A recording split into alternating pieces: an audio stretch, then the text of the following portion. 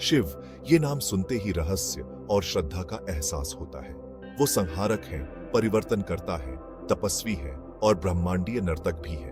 वो भयानक और दयालु दोनों है, एक ऐसा विरोधाभास जो अस्तित्व के केंद्र में है।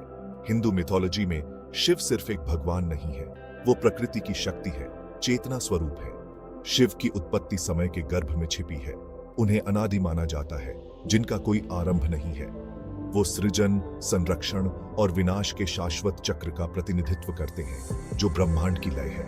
उनकी उपस्थिति हर जगह महसूस होती है, सबसे छोटे परमाणु से लेकर ब्रह्मांड के विशाल विस्तार तक। शिव को समझना अपनी ही सत्ता की गहराई में एक यात्रा शुरू करने जैसा है। शिव को अक्सर नटराज, नृत्य के देवता के रूप में दर्शाया जाता है।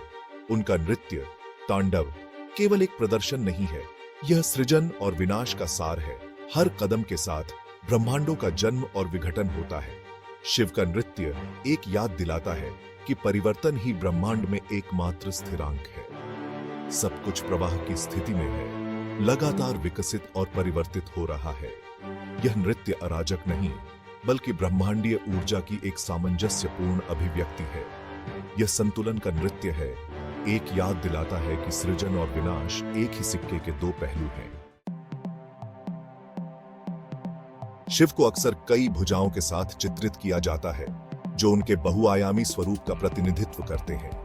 उनकी पूजा विभिन्न रूपों में की जाती है, जिनमें से प्रत्येक उनके अस्तित्व के एक अलग पहलू को दर्शाता है। रुद्र के रूप में वह भयंकर संहारक हैं, अज्ञानता और भ्रम का नाश करने वाले।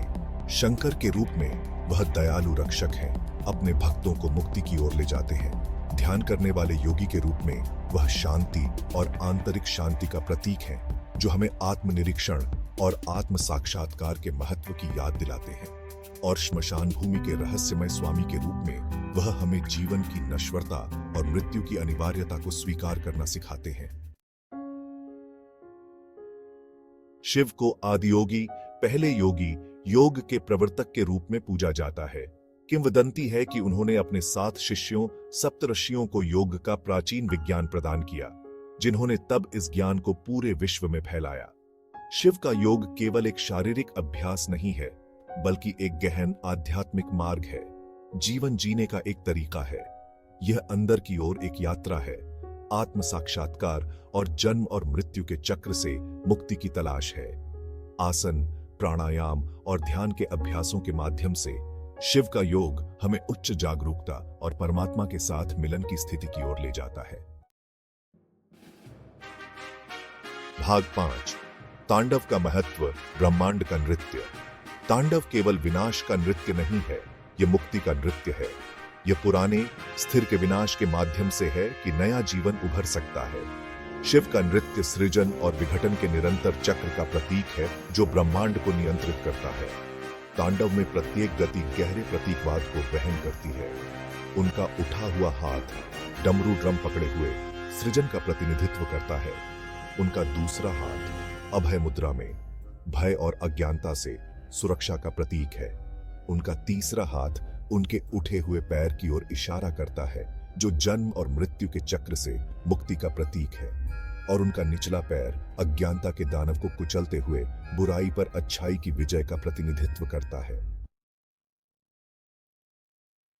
भाग 6, ध्यान की शक्ति, आत्मज्ञान के लिए शिव का मार्ग। शिव को अक्सर ध्यान में लीन, आधी बंद आंखों से शांति और ज्ञान की आभा बिखेरते हुए दर्शाया गया है। उनकी ध्यान की स्थिति निष्क्रियता की नहीं, बल्कि गहन आंतरिक ध्यान और जागरूकता की है।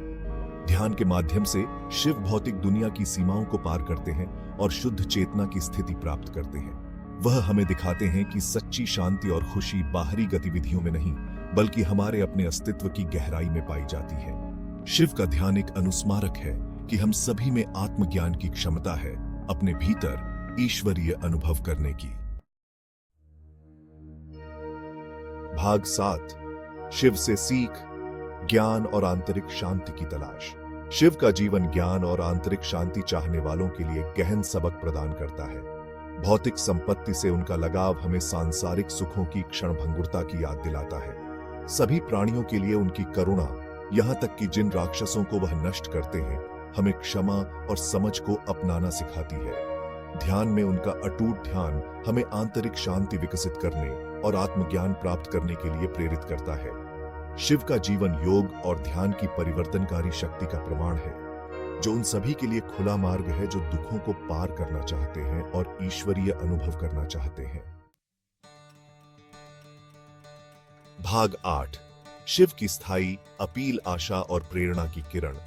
शिव की स्थायी अपील जीवन के सभी क्षेत्रों के लोगों से जुड़ने की उनकी क्षमता में निहित है। वह तपस्वियों और गृहस्थों के देवता हैं, विनाशक और रक्षक हैं, भयानक और दयालु हैं। वह जीवन की विरोधाभासी और जटिलताओं का प्रतीक है, जो जीवन की चुनौतियों से जूझ रहे लोगों को सांत्वना और मार्गदर्शन प्रदान करते हैं। उनकी कहानी एक अनुस्मारक है कि सबसे अंधेरे समय में भी हमेशा आशा होती है, हमेशा परिवर्तन और नवीनीकरण की संभावना होती है। भाग 9। निष्कर्ष। अपने भीतर के दिव्य सार को अपनाना। शिव की कहानी सिर्फ एक मिथक नहीं, बल्कि आत्मा की यात्रा का एक रूपक है। वह सिखाते हैं कि ईश्वर हमसे अलग नहीं है, बल्कि हम में से प्रत्येक के भीतर रहता है। शिव से जुड़ना अपने ही आंतरिक देवत्व से जुड़ना है, आत्मज्ञान की उस क्षमता को जगाना जो हमारे भीतर निष्क्रिय पड़ी है। उनका नृत्य जीवन का नृत्य है, उनका ध्यान आंतरिक शांति का आह्वान है, उनका ज्ञान मुक्ति के मार्ग पर एक मार्गदर्शक है। शिव की शिक्षाओं को अपनाकर हम आत्म खोज की यात्रा शुरू कर सकते हैं, खुद को और अपने आसपास की दुनिया को बदल सकते हैं। भाग 10। आगे के विचार। शैव धर्म की गहराई का अन्वेषण। शिव और शैव धर्म का अध्ययन जीवन भर चलने वाला प्रयास है। प्राचीन ग्रंथों से लेकर योग और ध्यान के अभ्यासों तक इस गूढ़ देवता की हमारी समझ को गहरा करने के अनगिनत रास्ते हैं। शैव दर्शन, पौराणिक कथाओं और अनुष्ठान की समृद्ध टेपेस्ट्री की खोज करके हम शिव की शिक्षाओं के गहन ज्ञान और परिवर्तनकारी शक्ति के लिए गहरी प्रशंसा प्राप्त कर सकते हैं।